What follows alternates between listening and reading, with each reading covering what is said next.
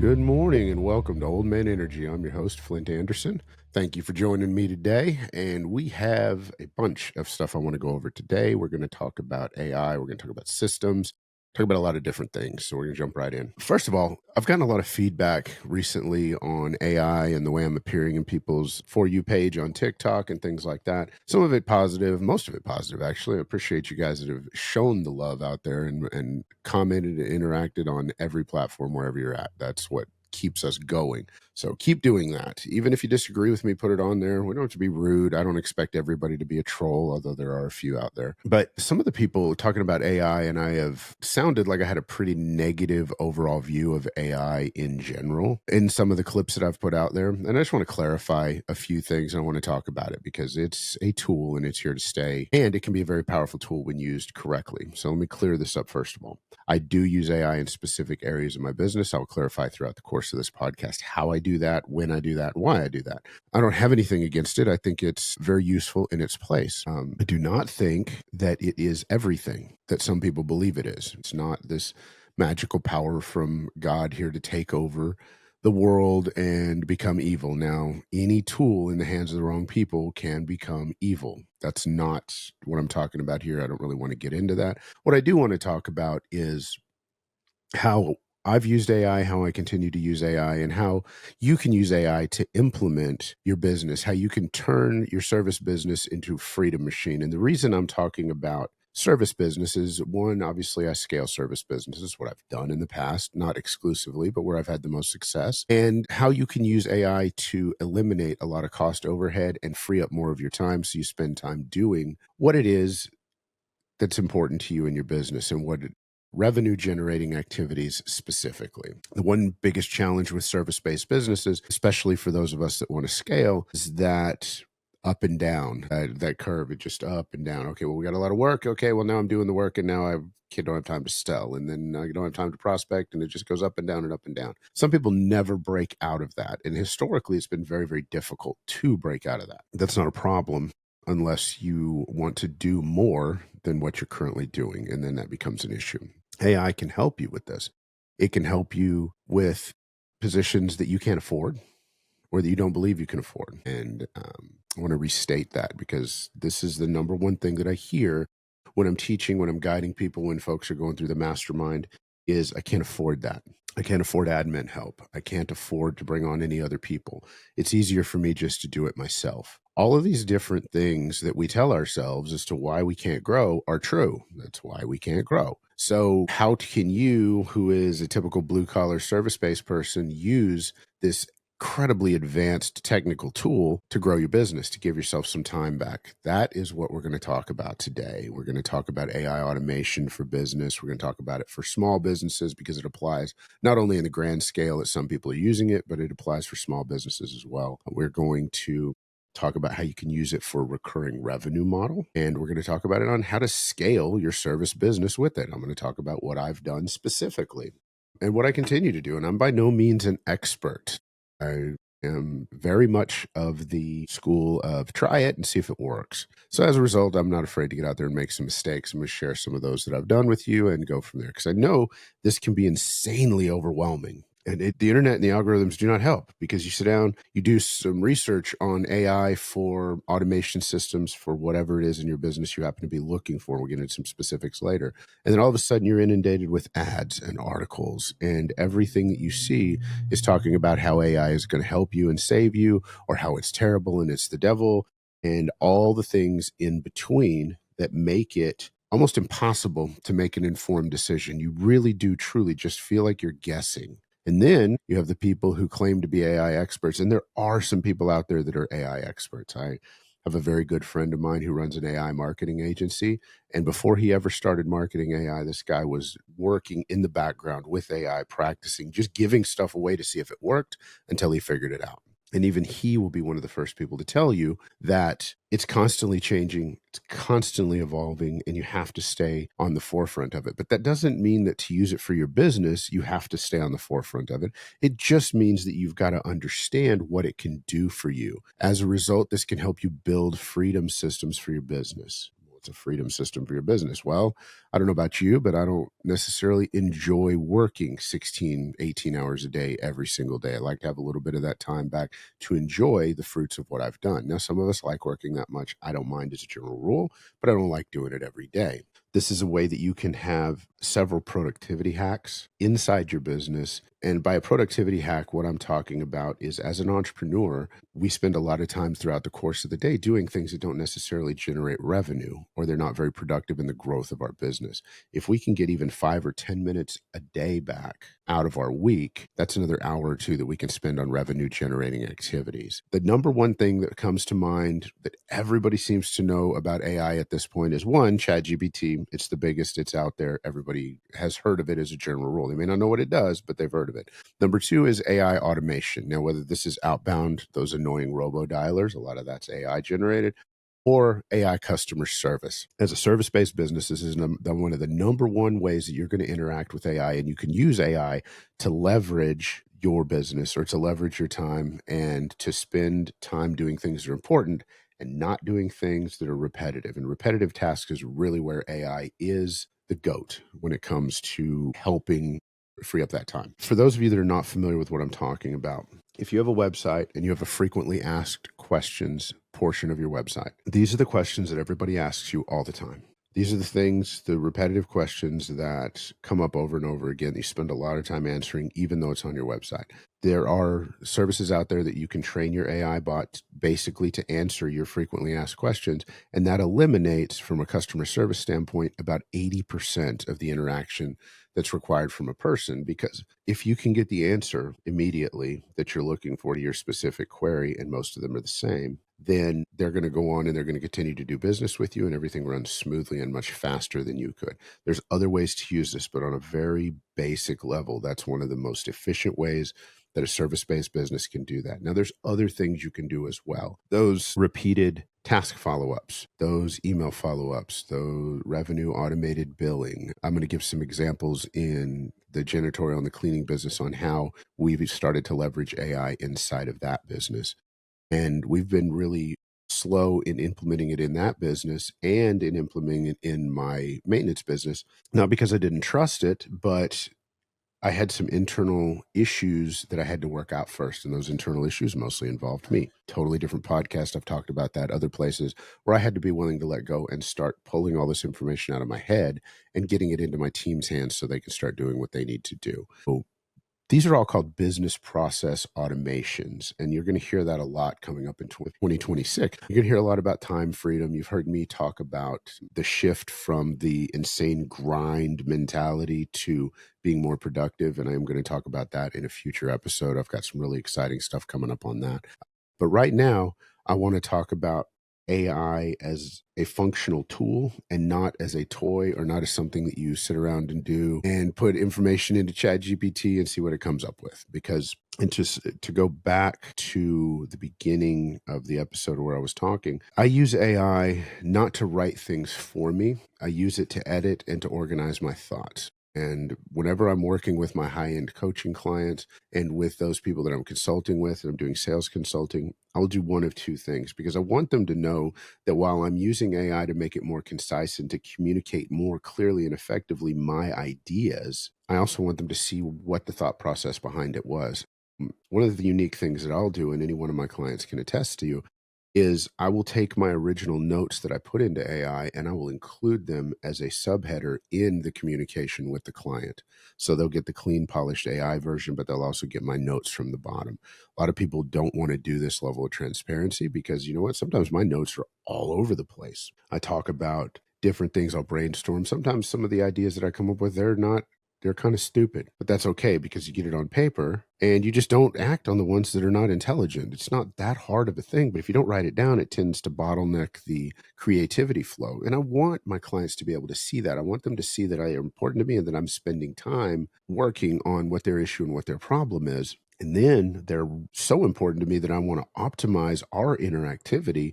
So I will take all of my thoughts that make perfectly clear sense to me, because I'm the originator of them, and use a tool, a hammer. Thus, Any Idiot with a Hammer. If you haven't got that, make sure you go get that free book.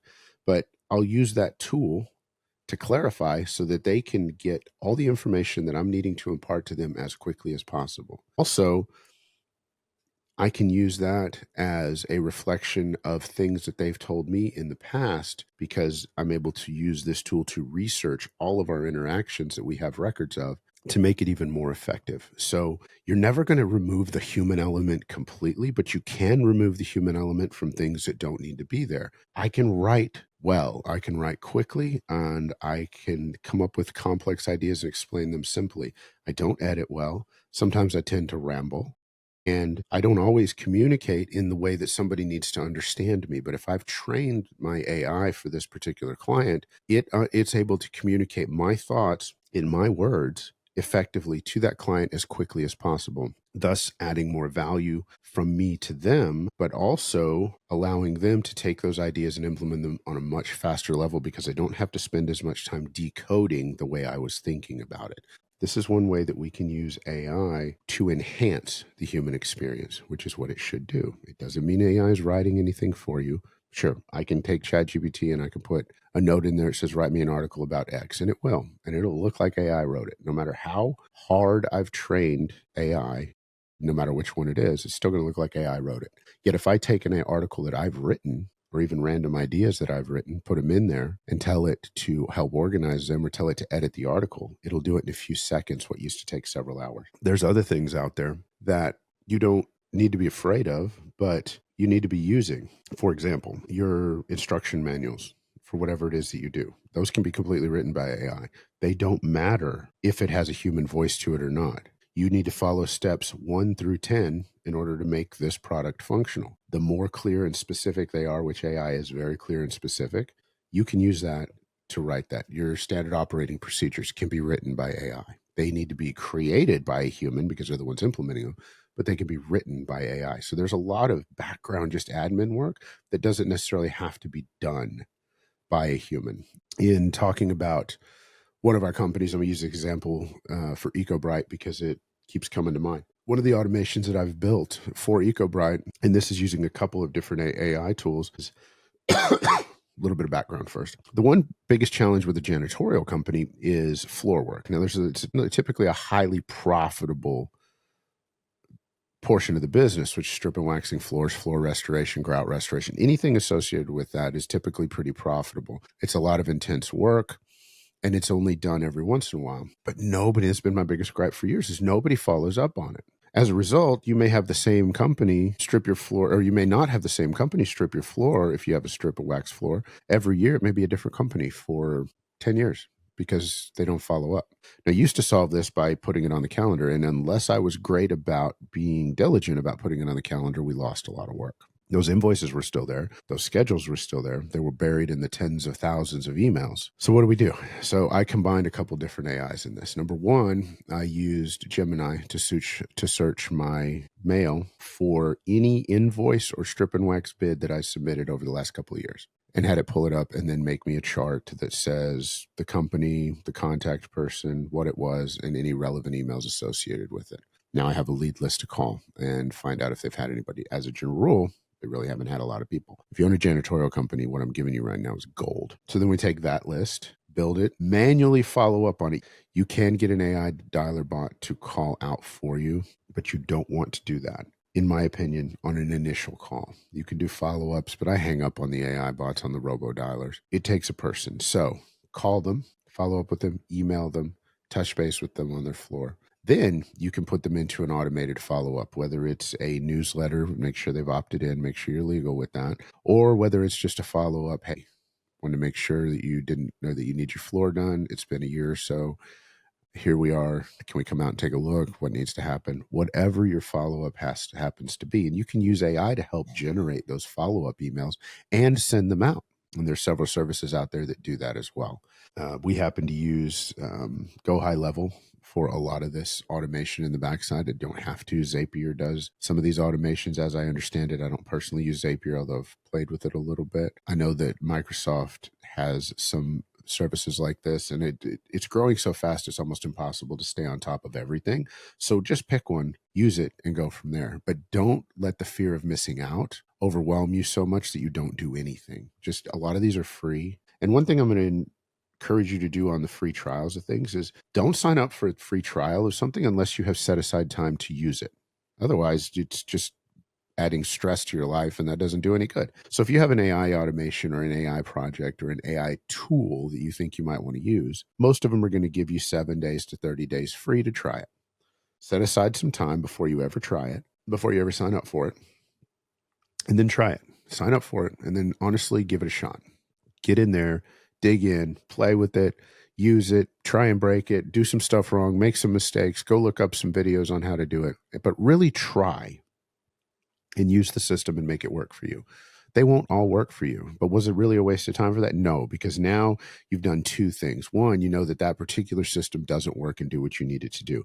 But number two, you've also forced yourself to clarify what it is you need the AI to do. So you're clarifying your internal systems. And I am going to, in a couple of weeks, have an entire podcast dedicated to systems and how to create them internally so that you can be even more efficient as you scale. Every entrepreneur out there that's scaling at any level is using AI to some degree at this point.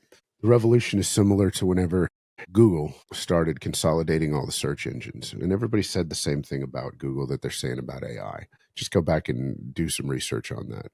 Google did not intend to consolidate all the search engines, but they were the biggest, the baddest, and the best, and still continue to dominate far beyond anyone in that category. But the world hasn't ended, and now we all take for granted how to use Google. Although, even without the advent of Gemini, there's a lot of features for Google that people don't know. Just go search for Google tips and tricks or Gmail tips and tricks. You're going to learn a lot of stuff you didn't know, I promise you.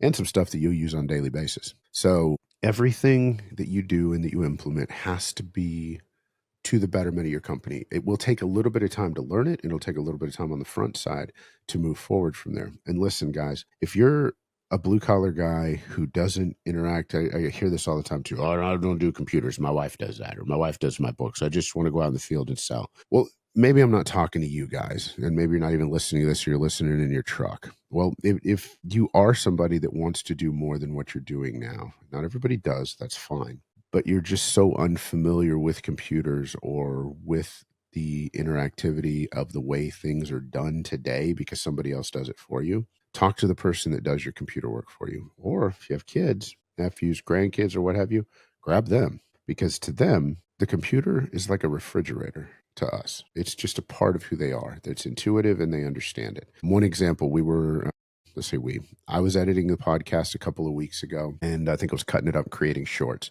And I have a system, a way that I do that, and I use AI in that. I'm not going to get into that here today, but I use AI a lot for helping with the automated repetitive tasks of taking long form content and breaking it up into smaller form content and posting it regularly. But it's a very repetitive system, even with the AI.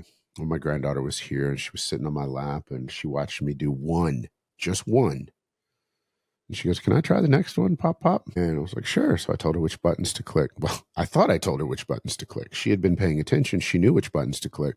But she also saw some buttons on the screen that I didn't even notice anymore because I do things the same way every time, and started clicking on those, seeing what they did and adding in. So the short that she edited actually ended up being more dynamic than the ones that I was creating, simply because she understood what the buttons meant. She's 7, and then was able to take my system, improve upon it, and created that short. And I posted that short as it is. It's not drastically different from what I was doing, but she'd been doing it 5 minutes. She hadn't been doing it at all. She was sitting on my lap. We were playing while the computer was processing and enjoyed it. Now she asks every time I come over, "Can I help, Pop Pop?" So you know what? I let her play with the studio a little bit because she'll be able to figure things out internally and do some stuff that I would never think of. I'm not saying turn your marketing over to children, but what I am saying is you can take the skills that these children take for granted and they will have a good time teaching you what they can do and what's possible. And it won't be boring to them because, one, they're getting to spend time with you. And if a kid is really excited about this stuff, they're going to like teaching it, whether it's business based, whether it's fun based, it doesn't matter. So you will get a good experience out of it if you do that.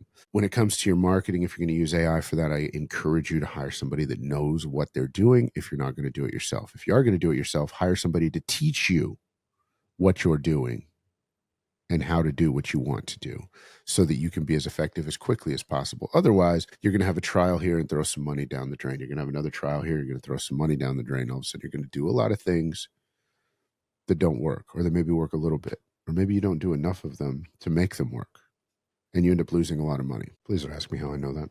Well, you can ask me how I know that. It's obvious how I know that. It's because I did it, because I'm the guy that says I was going to get out there and fuck some shit up. The biggest thing as a service-based business that we need to do is identify the problems that keep us from doing revenue-generating activities. And for most service-based businesses, that's admin work. We all hate admin work. It's hell. We don't like to do admin work. We don't like to do billing. We don't like to do collections. We don't like to do sales. We don't like to do estimates. Does all this sound familiar? We want to show up to a predefined job that's bid correctly, that's profitable, so that we can do our work and go on to the next one. We all have the right heart in place to do this. We want to do good work for our clients, and that's it. But all of this other stuff that goes along with it is ancillary. We don't like it, and as a result, it doesn't get done, and then we don't get to spend as much time doing what we want and love to do. If this sounds like you, then you need to reach out to me and let's start having a conversation and learning from each other's mistakes. I have a couple of different places and programs that we can plug you into where you can start relieving some of that. Hustling harder does not mean that you're going to be more successful, because if you spend more time doing shit you're bad at or that you don't like doing, all you're doing is taking that time away from things that you could be doing to produce activity. So I'm going to give you just an example that you are not going to want to hear. If you have an admin person part-time, it costs you $400 a week. And in that, they work 20 hours. In that 20 hours, they do what would take you probably 30, or what you just wouldn't do at all. And out of those 30 hours, you can now spend that much more time either with your family or in the field. And so you, instead of the 40 hours that you're going to spend working as a general rule, and you don't have 3 or 4 hours worth of paperwork to do whenever you come home now, you can spend another 2 to 3 hours working and make well over $1,000 extra that week. 400 of it went to that admin person to do everything you don't like to do, and you got to keep the $500 to $600 extra. Yet we still continue to tell ourselves that we can't afford to automate, or we can't afford to bring on team members, or we can't afford this, or we can't afford that. You can afford this if you find a way to use the time that you buy back with someone else's productively. And whether that's AI or whether that's a person, that does not matter. But you have to make the sacrifice and the jump on the front side in order to make that happen. And one thing, there's a ton of notes on this outline that I'm going to skip, but one thing that example just gave you is how service businesses die, because we may be incredibly good craftsmen, but we may not be good businessmen. And if we're not good businessmen and we don't keep our shit together, then we can lose our business in any number of ways, or we just simply get tired. And since we are the business, we shut it down and there's no longer any income revenue being generated from it. And all we end up is old, bitter, and frustrated. So don't rely on the fact for the lie that you've been sold the whole time, which is work harder and you'll scale. That is not true. Everything you have to do has to be done with intent. It has to be done with intent. Well, if I were in the field on a daily basis, I would take that windshield time in between jobs, or those tasks that I don't really have to pay 100% attention to while I'm prepping, waiting for paint to dry, whatever it happens to be. And I would start thinking about all the things that I do on a daily basis that could be done by somebody else or something else. And then I would write them down. And that's where I'd start. Just pick one. Doesn't really matter which one. Just pick one. There's an AI out there for just about anything. And you know what? You're going to get inundated and you're going to be overwhelmed. But if you remember back to whenever you started learning your trade, you were inundated and you were overwhelmed then too. So that's not an excuse. If you're old and grumpy and set in your ways, well, then you're just lying to yourself and everybody else. And you just don't want to change. And things are going to continue to be the way they are forever. In another real world example, a couple of my subs, very young, mid-30s, frustrated, angry, bitter. I'm getting out of this and want to do this, going to look for regular W-2 job. And again, there's nothing wrong with that if that's what you want out of life. But this is not what these men wanted out of life. They became independent because they wanted the freedom, but they didn't learn the skills necessary to run their business. So they had to go to work for somebody else because their life was falling apart. And then I've got one in particular sub who's in his 70s, still going just as strong, out there selling jobs, super excited because he worked for somebody else for a long time, was able to buy his own service-based company. And now, even though he's older and tired, he's growing that company and enjoying himself because he has the freedom that he wanted, but he's willing to lean into his teams to be able to do the work. So age has nothing to do with it. Being grouchy and old has nothing to do with it. Having that old man energy, no matter what age you are, has everything to do with it. You decide that positive or negative level of energy that you're going to throw into the day. So as you go through your day and you document these processes, I'm not talking about write it down, got hammer from truck, went to job, done it, and that's what I'm talking about. Just billing, all the stuff that's a headache inside of your brain. You can fill out whatever else you need to fill out later as you start to do this, but just document whatever exists in your business that has to be done in order for you to make money. And figure out, once you do some research, you will figure out how these things can be automated. The fastest thing I would do is sit down with ChatGPT, even the free version, tell it specifically.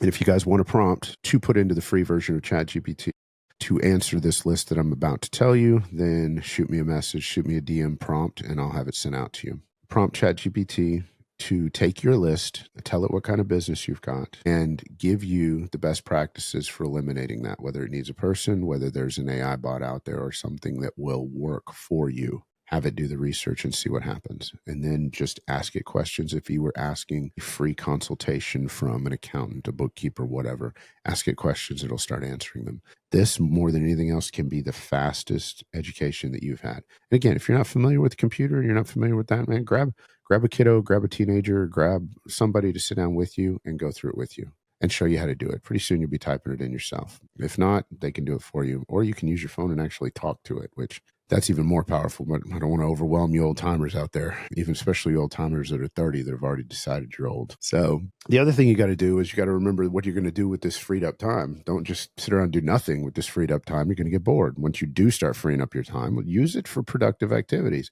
Productive activity can be work, or productive activity can be spending more time with your family, being able to spend more time on house projects, being able to get that honey-do list so your wife can get off your back. Whatever it takes, use that free time to be more productive. There are different ways to monetize this long term. I've talked about just freeing up your time, but there's other ways too. You can set up different recurring contracts. You can set up different reminders. One reminder in service-based business is I use this yard decorations. That's becoming a business that I think is a wonderful business.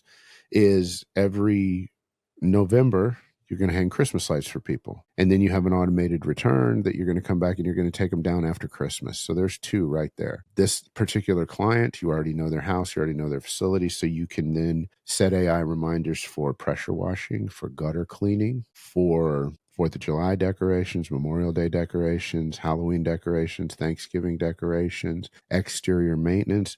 You can follow up with them on all these things. Will every client buy every time? No. But if you have an AI automated that sends them automatic reminders, hey, we did your Christmas lights, appreciated your business, already know your house. I can give you our normal service fee at a 10% discount because I'll show up ready to go and I don't have to come out there. Here's your price. When will you be ready? Whatever it happens to be. But that's one way that you can create recurring revenue off of one-time services in a service-based business using a very basic AI auto emailer. There's other ways.